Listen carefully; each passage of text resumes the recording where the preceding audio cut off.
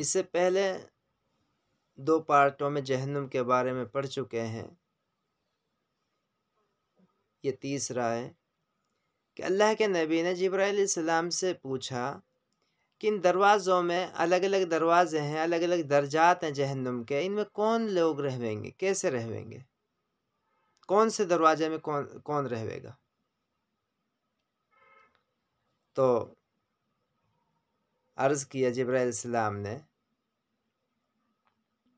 سب سے نیچے جو درجہ ہے جہنم کا، سب سے نیچے جو دروازہ ہے جہنم کا، اس میں منافق رہیں گے۔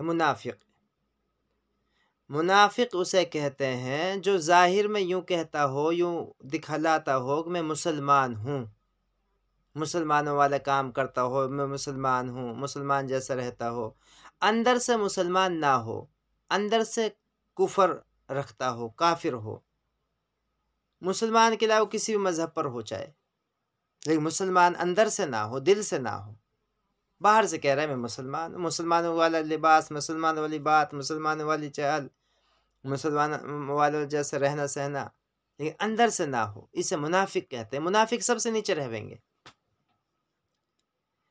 قرآن میں بھی اس کا ذکر ہے کہ منافق تو سب سے نیچے گئے۔ اچھا، منافق کی کیا پہچان ہے؟ یہ ایک الگ تذکرہ ہے، ایک اس میں نہیں ہے جہاں سے ہم تنبیہ الغافلین سے لے رہے ہیں، یہ الگ ہے کہ بات کرے تو جھوٹ بولے، وعدہ کرے تو پورا نہ کرے، امانت رکھوائی جائے تو اس میں خیانت کرے، اور اگر کسی سے جھگڑا ہو جائے تو فوراً ابھن جائے، فوراً گالی گلوچ پر اتر آئے، برا بھلا کہنے پر اتر آئے۔ منافق کی پہچان ہے یہ۔ تو بہرحال یہ سب سے نیچے جائیں گے منافق۔ اور عیسیٰ علیہ السلام کو جھٹلانے والے اور فرعون کا لشکر، یہ اس وادی کا نام ہاویہ ہے، ہاویہ، اس میں رہیں گے۔ اور دوسرے دروازے میں مشرکین مقیم ہوئیں گے۔ اچھا، مشرکین کسے کہتے ہیں؟ مشرک اسے کہتے ہیں جو خدا کو بھی مانتا ہے، خدا کے ساتھ اور کو بھی مانتا ہے، خدا کو، اللہ کو بالکل مانتا ہے اللہ ہے، اور اللہ کی عبادت بھی کر لیتا ہے، لیکن اللہ کے علاوہ کسی اور کو شریک کرتا ہے، شرک کرتا ہے، اسے مشرک کہتے ہیں۔ اللہ کے ساتھ ساتھ کسی دوسروں کو، کسی کو بھی مانے، زندہ کو یا مردہ کو۔ اس کا مطلب یہ نہیں ہے کہ کسی مورتی کے آگے ہاتھ جوڑنا، دل میں یقین ہے کہ اس سے بھی کچھ ہوتا ہے، اللہ کے علاوہ کسی بھی مخلوق سے کچھ ہوتا ہے، بس اسے مشرک کہتے ہیں۔ اس کا نام جحیم ہے، جحیم۔ تیسرے دروازے میں سابی لوگ ہوں گے، اس کا نام سقر ہے۔ چوتھے دروازے میں ابلیس اور اس کے پیچھے چلنے والے، اس کا لشکر، اور مجوسی، اس کا نام لظا ہے، لظا۔ پانچویں درجہ میں یہود ہوں گے، یہودی، اور اس کا نام حطامہ ہے۔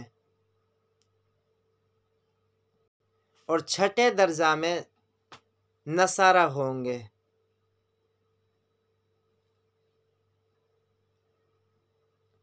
اور اس کا نام سعیر ہے۔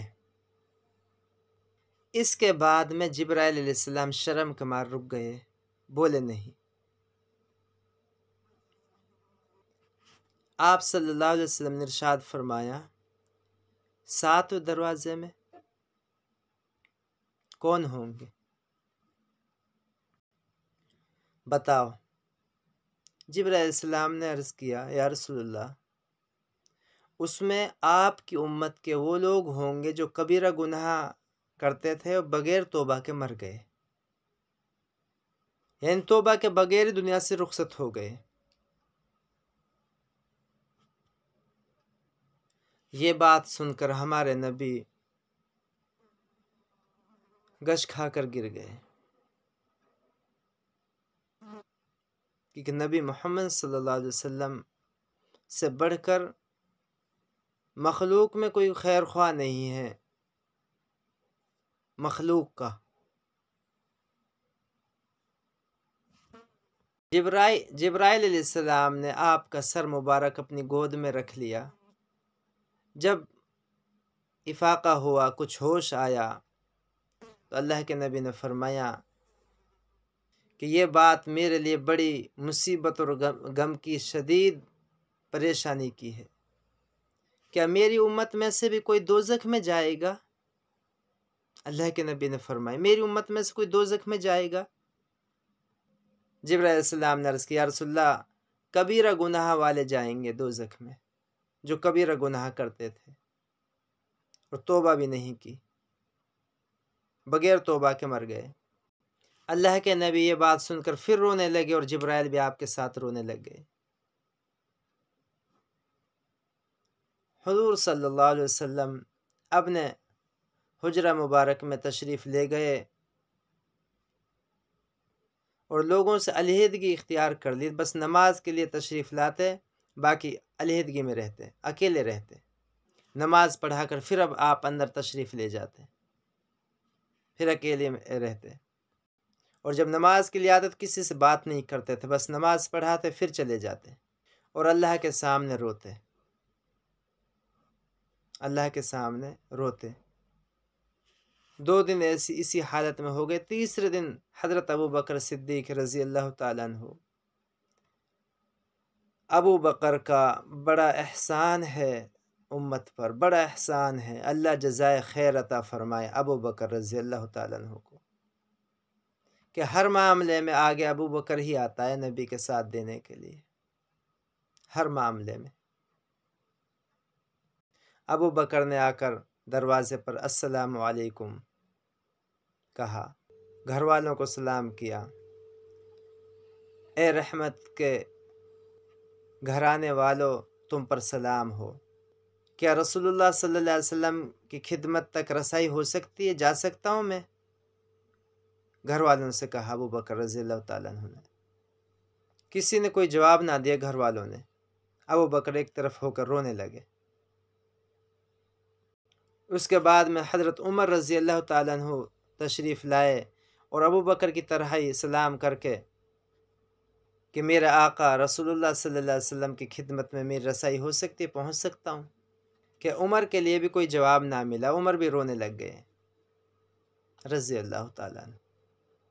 یہ دونوں حضرات روتے گرتے پڑتے حضرت فاطمہ رضی اللہ تعالیٰ عنہ کے دروازے پر پہنچے اور کہا، السلام علیکم یا بنت رسول اللہ صلی اللہ علیہ وسلم، اے رسول اللہ صلی اللہ علیہ وسلم کی بیٹی، تم پر سلام ہو، لخت جگر تم پر سلام ہو۔ اس وقت گھر پر علی رضی اللہ تعالیٰ عنہ نہیں تھے۔ ان حضراتوں نے کہا، اے رسول اللہ صلی اللہ علیہ وسلم کی بیٹی، اللہ کے نبی رسول اللہ صلی اللہ علیہ وسلم کسی سے بات چیت نہیں کرتے، آپ صرف نماز پڑھاتے ہیں اور چلے جاتے ہیں، لوگوں سے علیحدگی اختیار کر رکھی ہے آپ نے، اور نہ ہی کسی کو اپنے یہاں آنے کی اجازت دیتے ہیں آپ۔ اللہ کے نبی کی بیٹی، اللہ کے نبی کی لخت جگر حضرت فاطمہ رضی اللہ تعالیٰ عنہ اپنی چادر اوڑھ کر چل پڑی، تو دروازے پر پہنچ کر حضرت فاطمہ رضی اللہ تعالیٰ عنہ نے عرض کیا کہ یا رسول اللہ، فاطمہ ہوں، بیٹی ہوں آپ کی۔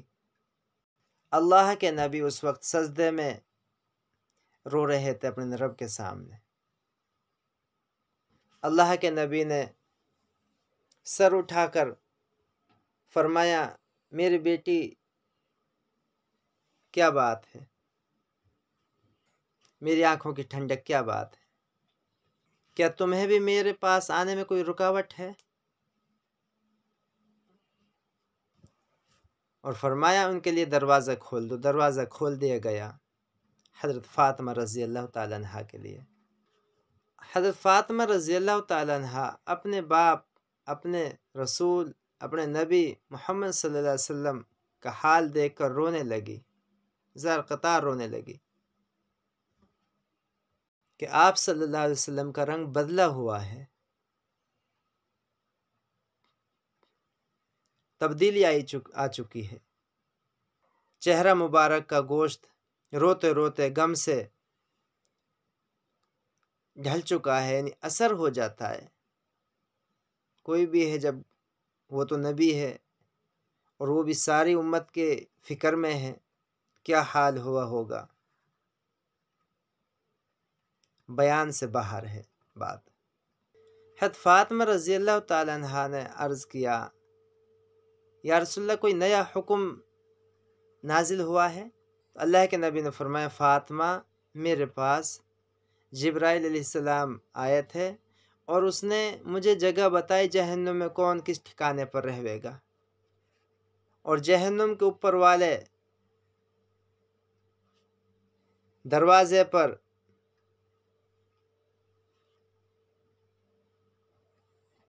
اوپر والے درجے پر میری امت کے کبیرہ گناہ والے رہیں گے۔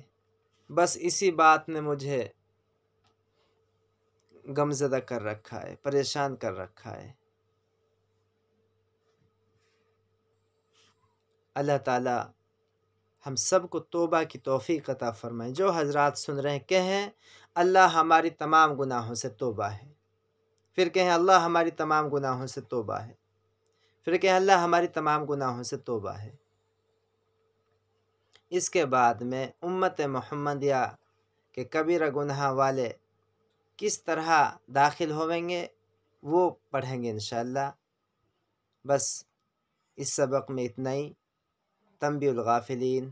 والسلام علیکم ورحمۃ اللہ وبرکاتہ۔